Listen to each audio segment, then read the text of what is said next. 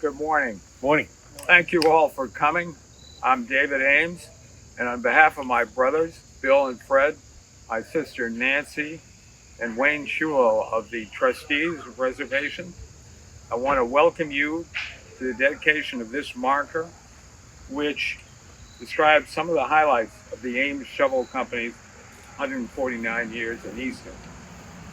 If you've had a chance to look at it, you know it's quite a story, and we're glad that people will now be able to learn about it on the site where it all began. The land we are on is important to the Ames family. It was the first property the family ever bought in Easton, the site of its first shovel shop, and it was held by the family in individual or corporate capacity for well over 200 years. As its last Ames owners, the four of us were determined that it continued to be an asset to the town. Fred crafted an arrangement that transferred it to the trustees, and we were happy to adopt it. The trustees have an outstanding record of stewardship over 120 years, and we were very glad to have them take on the island and add it to the adjoining Governor Ames estate, which they have managed since 2012. As a side note, the Ames connection to the trustees is an old one. They were formed in the offices of our great-grandfather, Frederick Lothrop Ames, in 1891. Today, Wayne Schulo will speak for the trustees. Bill will add a bit to what is said about the company on the marker. Dottie Fulgenetti, the chair of the selectmen, will speak for the town of Easton. And finally, Fred will give his perspective as a Pond Street neighbor. But before we get to the program, I'd like to recognize the organizations whose help made this dedication possible. The Community Preservation Committee, whose thoughtful long-term approach has done so much to strengthen Easton, is one, and the Oliver Ameses, our cousins and good neighbors across the pond for many years, is another. Without them, the trustees might not even have an island property. And the photos and the information in the text of the marker came primarily from the collections of the Easton Historical Society and Stonehill Archives.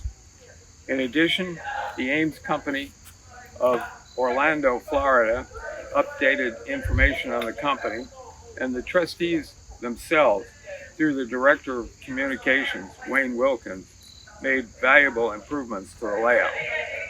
Some of the people who were involved are here this morning, and I want to recognize them. For the island, Amanda Varela is here. She was very active on the CPC when the island project was being considered.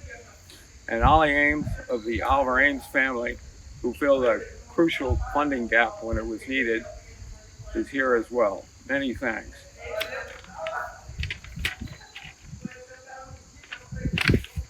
For the marker, Ken Michael, president of the Historical Society, and John Coe, vice president, are here, as are Ed Hans and Frank Menino, who, while not currently involved with the society, were for many years.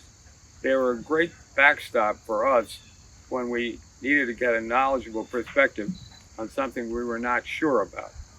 From Stonehill, we had the support of Nicole Casper, the Stonehill archivist who is here, and also Doug Smith, a longtime friend of our family. Thanks to you all. Getting it right was critical. And I think, okay. So now I'd like to introduce Wayne Schulo. Wayne is the trustee's South Shore Stewardship Manager, and he oversees both the Governor Ames estate and the island property. Wayne? Thank you very much. So, good morning, everyone. I'm Wayne Schulo. I'm the Regional Stewardship Manager for the Southeast region. Thank you for having me here today. On behalf of the trustees, thanks for joining us at this beautiful spot. I don't think we could have picked a better day in September for this dedication.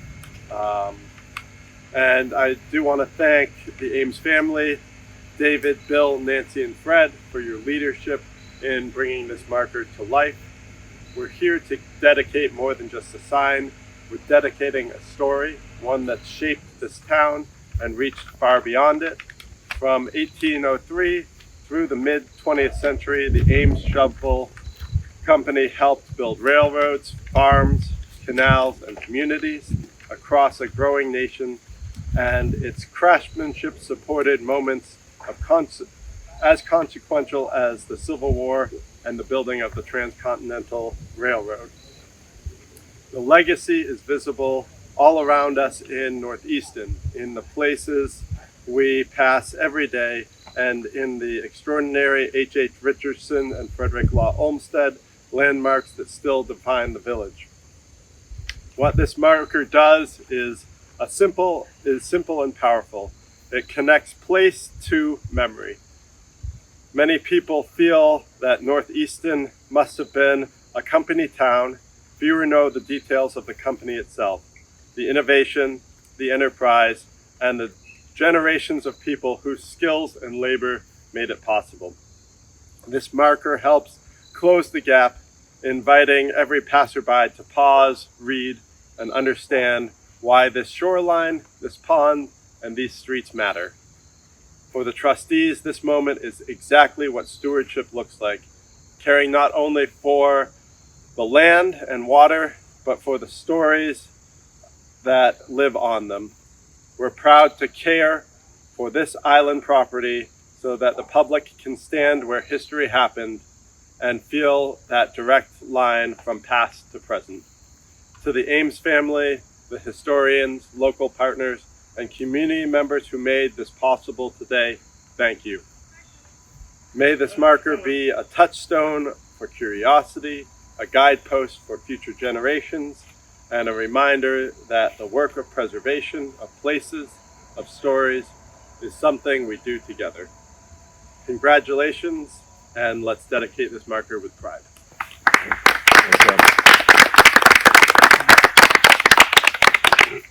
Thank you, Wayne. And now Bill is going to give us a little more than what's on the marker. So, thanks, Bill. Thank you, David. David's asked me to talk about the history of the shovel company, which is, I know, Colston, Newcastle. I'm preaching to the choir. But before I start my remarks, I'd like to introduce Mr. Ed Leonard, the Leonard family, which were key in the evolution of our being here in Northeastern or Easton. And I'll be mentioning the Leonard family in here, but I just wanted to thank him first for being here.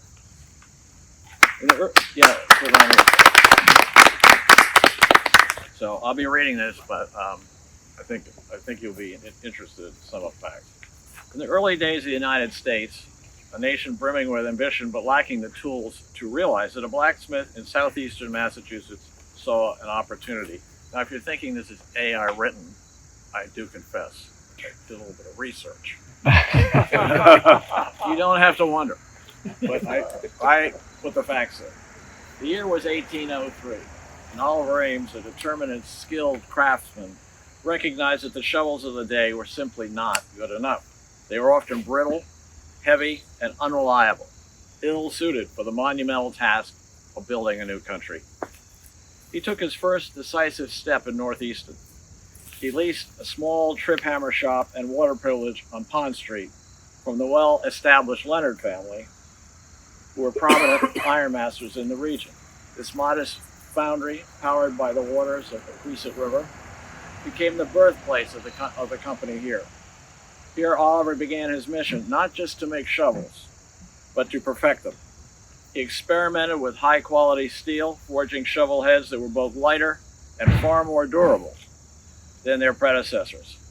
His secret was a process that created a single piece of steel with a blade, a significant innovation that set his product apart. The business was a family affair from the start. As his reputation for quality grew, so did the demand for his shovels. Ames brought his sons, Oliver and Oakes, into the business, officially naming it O. Ames and Sons. The brothers were not only skilled in the craft, but also possessed a keen business sense. They understood the burgeoning markets and the critical role they could play in the nation's expansion. The timing was perfect. The Ames shovel became the indispensable tool for a series of transformative events in American history. During the California Gold Rush in 1849, prospectors heading west insisted on having Ames shovels, knowing their reputation and reliability could mean the difference between fortune and failure. A few decades later, as the nation embarked on the monumental task of building the Transcontinental Railroad, it was the Ames shovel that was in the hands of thousands of laborers laying the tracks. The company's shovels dug canals, built the cities, fortified the battlements of the Civil War, earning the moniker, quote, the shovel that built America. From its humble beginnings in these leased works on Pond Street, the Ames Shovel Company grew into a global manufacturing powerhouse. The wealth generated by the company profoundly transformed Easton. The Ames family became his philanthropist, commissioning the architect H.H. Richardson to design Easton's most iconic landmarks, including the Oaks Ames Hall and the Ames Free Library and the Gatehouse, the Gate Lodge of Langwater, creating a stunning architectural legacy that stands to this day. The story of O. Ames and Sons is a quintessential American tale of ingenuity, hard work, and the profound impact of a simple, well-made tool can have on the destiny of a country. Thank you. Thank you. Thanks, Bill. Yeah, and you know, what always strikes me here is that the biggest shovel company in the world started right there. You know, it just is amazing to me. Anyway, Fred will now give his perspective as a neighbor of the island and the marker. Well, I'm going to talk about myself. I know you understand. But anyway, I just want to talk about the island briefly. It was owned by the Shovel Company, the distinction being it was never part of the estate, it was never part of the governor's. It was always, until my grandfather bought it in the 1930s, when the Shovel Company divested itself of a lot of its housing. And there were tenements on it. One time, this was where all the Swedes were kept. They kept them away from the Irish, and the tenements were torn down by my grandfather. So my father inherited the property in the 1960s, and it passed to my siblings and me in 2018 when our mother Elizabeth Ames died. The family used it as a buffer for the estate, and besides mowing the meadow, which is just out there, where the tenement houses used to be, we pretty much left it undisturbed. Back in the 1940s, the meadow was used as a place to play ball games for Pond Street kids and their friends. Who was it? The guy who was brought up in that gray house told me that. So that Max Smith. That was interesting. In about 2010, I began to clear the island and the banks of the Shovel Shop Pond from the estate's driveway over there, down all along Pond Street and down to where the Catholic Memorial is. Now this took me, oh my God, this took me over the years. I just said that. Over the years, I've spent hundreds of hours clearing the brush, getting rid of invasive species, cutting down saplings and small trees. I restored the meadow, which had become a dense, almost impassable jungle of saplings, thorn bushes, and poison ivy. And this is what I discovered was the Shovel Company's tailing road was obscured by Japanese knotweed bushes, which had grown over 6 feet high. A tailings road is where they took all the coal and stuff in the furnaces that didn't burn, put it in a wagon, went down there, and I guess just dumped it in the pond, whatever. But there was a young couple with a baby here, and they lived on the island one summer. And you could see them coming and going, but you never really figure out where they lived, out here. But the brush back then was so thick And anyway, when I started to clear it, they had since moved on. I found where they had camped. It was under a large bush next to a tall tree. They had a little fire. You could see the ring of stones where the fire was, and there was an empty bag of Pampers on the side, so that was my clue. So when the smoke went up from their cooking fire, the thick bush and all that, sort of, I don't know what you call it, spread the smoke out so you really couldn't see it. But that just gives you an idea, how overgrown it was in those 20 years. You could hide a small family out there, no one could find them. But so anyway, that's that. Okay, now restoring access to the pond for fishing and bringing back unobstructed water views for my Pond Street neighbors made me a pretty popular guy around here. And most of the work I did by hand. I enjoyed the work, being out here in the quiet, undisturbed, a place that was a refuge from everyday cares and worries. And I hope that will be the same for others. Okay. I'm sorry. This is my new system, and I thought it was going to work. Shouldn't have shuffled it. Okay, here we go. Back on track.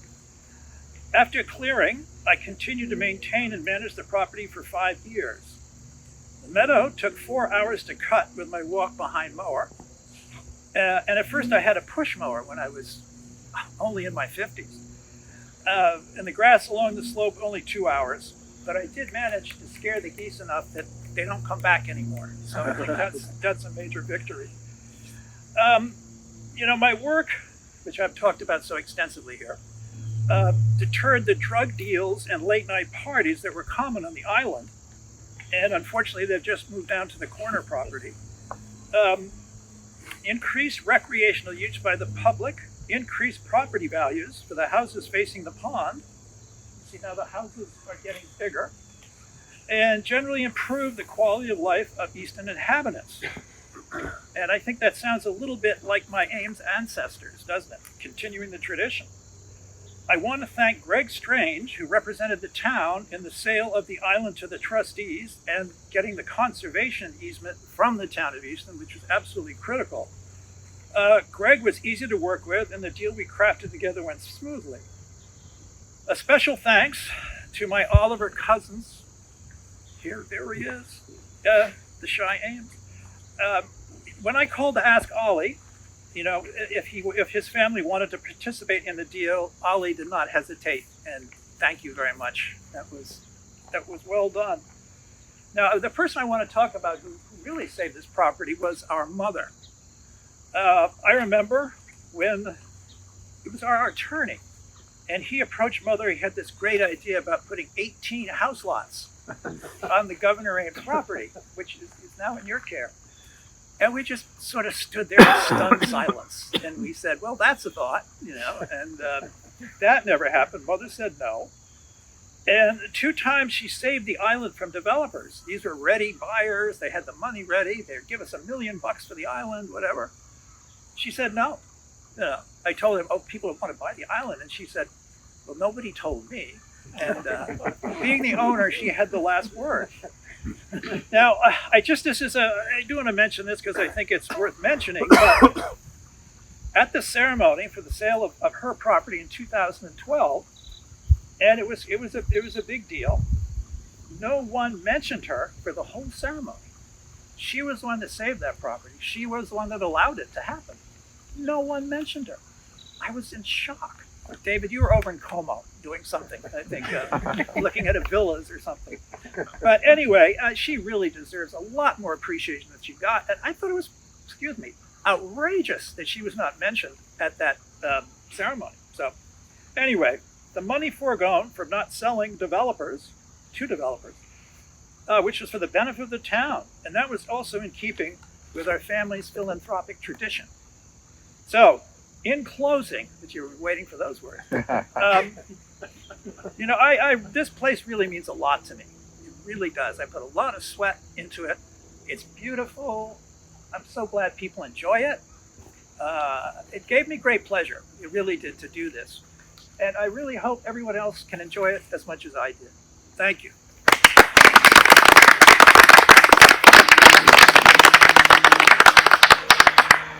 Well, thank you, Fred. That was really very, very good.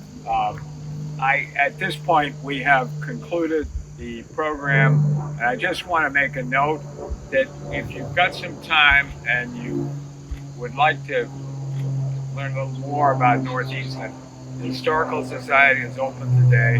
They have an exhibit on Hilliard chocolate, which is coming up. Open houses tomorrow. I remember when they came in, it was really exciting back in the 50s, and I'm not going to miss it. So anyway, thanks again for coming.